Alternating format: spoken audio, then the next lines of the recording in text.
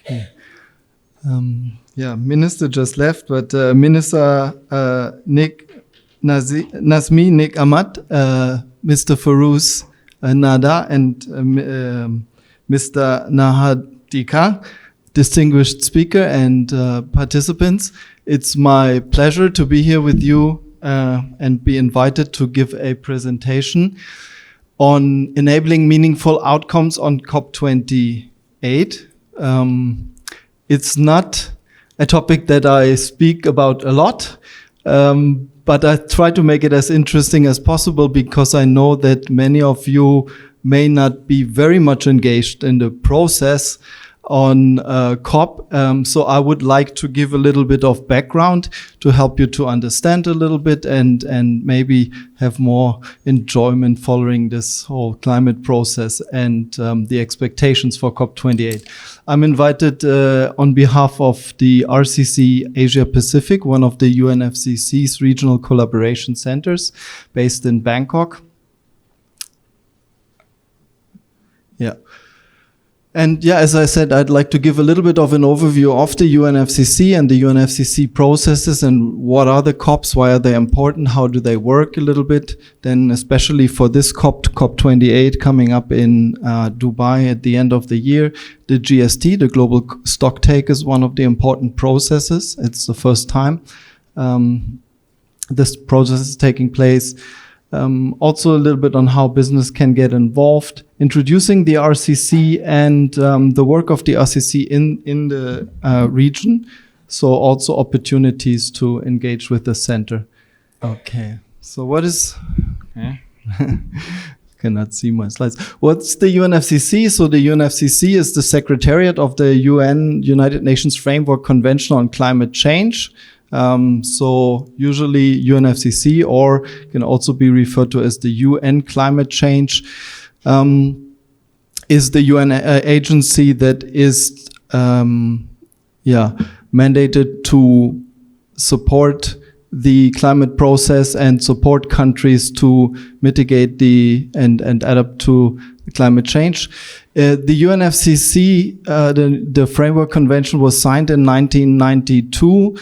It was basically an outcome of new scientific data and also public concerns about environment in the 80s and 90s. So in 1990, the UN Global Assembly started this process and parties agreed on the Framework Convention in 1992. I'll probably have to go a bit faster. You see, the UNFCCC is basically the mother convention or the framework for also two other treaties, which is the Kyoto Protocol, you probably all heard about, and also, of course, the Paris Agreement. So the Kyoto Protocol was signed in 1997. Parties agreed on targets to reduce greenhouse gas emissions. And while the Kyoto Protocol then was implemented, it was also obviously that there are some changes taking place also with regards to major emitters, and that a new treaty was needed and agreed on in 2015, the Paris Agreement. It has a little bit of a different approach. So while under the Kyoto Protocol, parties had legally binding targets, mainly the Annex 1, the mostly developed countries had climate targets. The approach of the Kyoto Protocol is expressed through the national determined contributions, which are climate action plans by countries. So countries set their own targets, of course, all contributing to the overall goal of keeping temperature rise below 2 degrees Celsius and as close as possible, or ideally below 1.5 degrees Celsius. And when I get to the global stocktake and the NDCs, it's also interesting and important to notice this 5-year cycle of increasingly ambitious climate action. So at the time when the agreement was signed, there was not enough ambitions to actually set targets to immediately reach the temperature goal. So a cycle of increased ambition every 5 years was introduced, and that's quite important for the overall process. Okay. I'm still pointing on the wrong direction, I think. Okay. So, now coming to the COPs. I mean, most of you have probably heard and seen and noticed the climate conferences taking place annually. What it is the conference of parties to the convention. So COP, Conference of Parties, it's an annual meeting where countries meet to monitor the implementation, to agree on new targets, take new decision on changes to actually keep pace with the goals. So many decisions that are taken at the COP's annual sessions then all the decisions are related to the different components of the convention and now the Paris Agreement. I'll get to some of them later.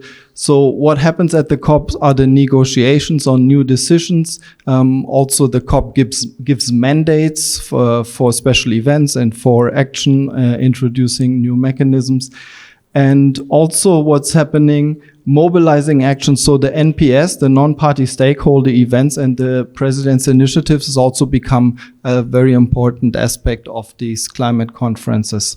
And non-party stakeholders is basically, also includes businesses, civil society, NGOs, academia. Yeah. So that's a scary slide. Also, when I saw it the first time, was quite surprised how many events we're actually organizing or how many events happen over the year that are related to the COP. You see in the middle the UNFCCC core process, the COP and the SBTA, the SBs, the subsidiary bodies that are meeting in the beginning, first week of COP, but also in the middle of the year. And actually right now SBTA meeting is taking place in Bonn, in Bonn. So there's mainly technical work, while then the COP are the technical and political decisions. But over the year, as you can see, there's a lot of mandated mandates, other meetings. There's also mandates, meetings that support the process, such as the Petersburg Dialogue or the SG, Secretary General Climate Summit. But also major other political meetings that have a direct impact on COP. So it's not that parties are meeting one time at the end of the year. So it's a reoccurring yearly process. You'll also see in bright green, the climate weeks. I'll get to this a little later because that's also an opportunity for non-party stakeholders to get involved. Yeah, here we go. So just to summing it up a little bit, the UNFCCC process includes parties and also non-party stakeholders, all working together to stop the climate crisis, to ensure low emission, inclusive and sustainable development for all. The last COP, the COP27 in Egypt, that was in December 2022, had a focus actually on moving parties into implementation mode. So while until recently there was still discussion on the Paris rule book, on how to implement the Paris Agreement, how to implement it, but still basically working on the rules. From last year onwards, parties really had to switch into implementation mode also since we heard it in the beginning until the beginning of this afternoon. Until 2030 is not so much time left anyway. And parties' NDC's targets are only like 6.5 years ahead of us. So really implementation is now becoming a major part of parties' actions, also major parts of the COPs. At COP28, which is going to take place in Dubai at the end of the year, as I mentioned, is the first time that this so-called global stock take, a collective progress of taking stock towards the goals of the Paris Agreement is taking place. And since UNFCCC has produced a very short video on this, I would like to just show this. Gives a little bit of an introduction.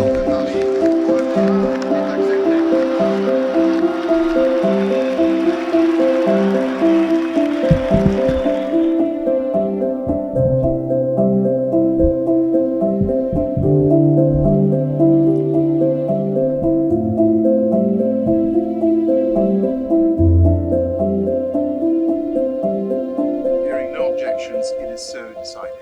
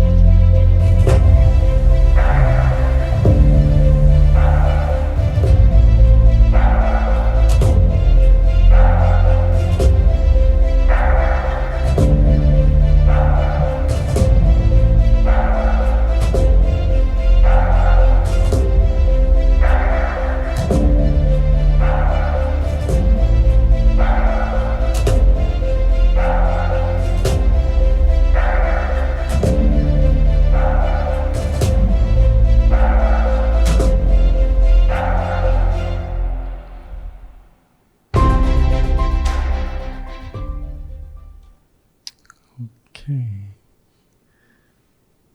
No. Okay. Yeah, I think I have to move a little bit faster. So what is the vision for COP28? As you see in the bottom, one of the important aspects is this global stocktake. There's also important work going on loss and damage, adaptation, mitigation, and finance. So these may be most important outcomes expected under these work streams. Especially since there are still significant gaps, for example, in mitigation, the global emissions are still far from where they should be, especially also with a view to the end of the first NDC period to 2030, where we're really far behind what science is telling us, but also on adaptation and response on loss and damage needs to be massively increased, and means of implementation also lacking behind the support given to especially developing countries to implement climate goals. So these are important areas of work, and COP28 needs to be a turning point to address these gaps and to ratchet up ambition.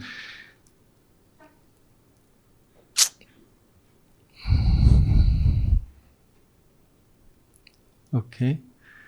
Yeah, so the global stocktake will give a good overview on the where we're heading, and also gives an opportunity for course direction if necessary, and obviously it is. There has been important work on COP27 on loss and damage, so it's up to countries to also follow up on this in COP28 to make the finance mechanism available, and also see where the funds for the newly created loss and damage funds can come for. Yeah, also, of course, the global stocktake really should give us a very comprehensive picture on how the process, whether the process is successful, or where we need to improve or to innovate this process to reach the goals. Okay, want to explain very briefly, and oh my God, that's impossible. I cannot have used 20 minutes, but yeah, the global stocktake is part of the cycle, as I explained in the beginning. Let's only look at 2020, the beginning of implementing NDCs. We are now at 2023, the first global stocktake, which should also inform countries for like making improvements, updates, increasing ambitions for the updated NDCs in 2025, which again will feed into the next stocktake. So it's a very important part of this process to actually bring us closer to carbon neutrality and climate resilience. just, yeah. Don't know how to finish in 1 minute, but okay. So some of the thematic areas of the global stocktake: mitigation, adaptation, finance flows and means of implementation, and also efforts and response measures and loss and damage. I'll have to spare the details. I'll also skip this.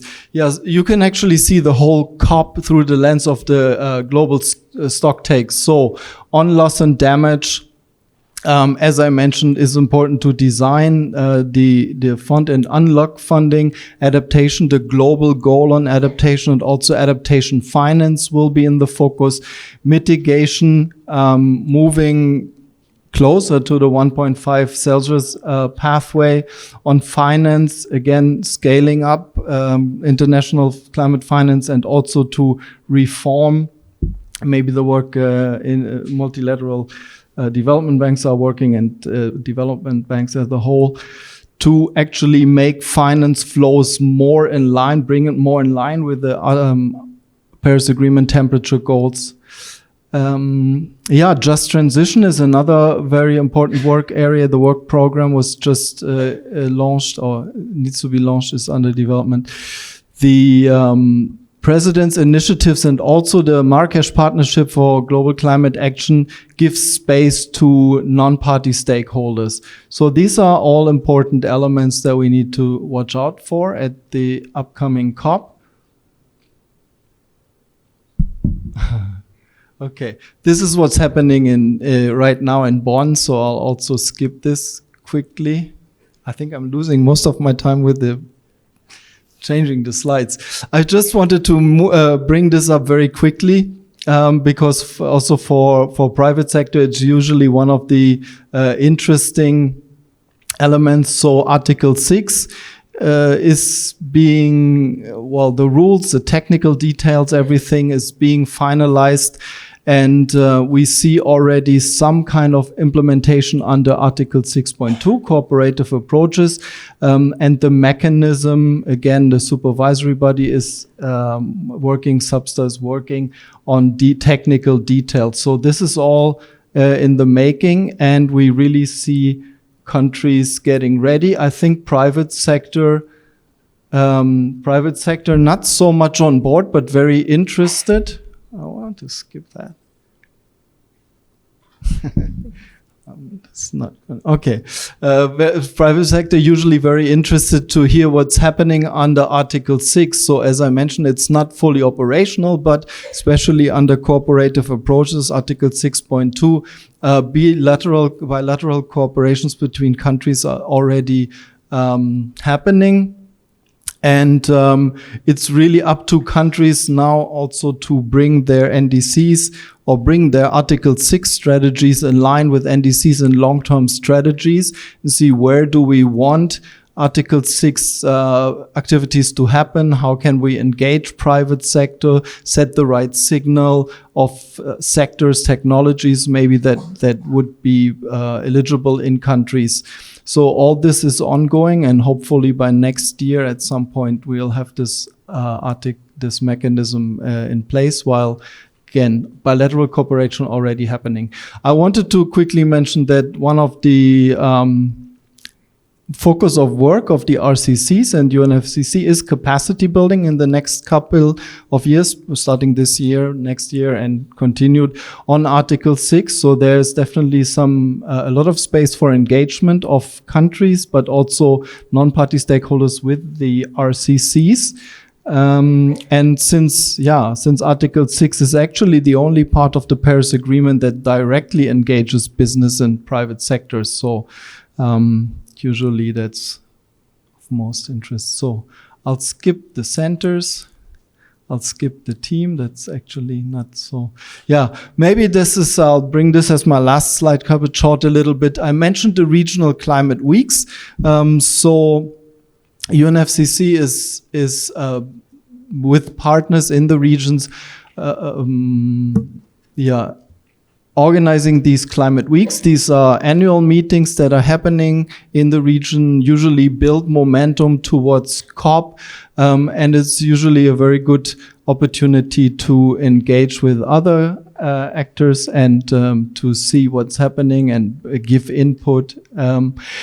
We don't have a date and time for the Asia Pacific Climate Week yet, most likely in November, so towards the end of the year, very shortly before COP. So I would recommend to watch out what's happening. If we're lucky, it's somewhere here or at least very nearby. It's a good opportunity to exchange knowledge and best practices. And with this, I'll just end it here because have received several signals. Thank you very much. Thank you, Mr. Jens, for the insightful sharing.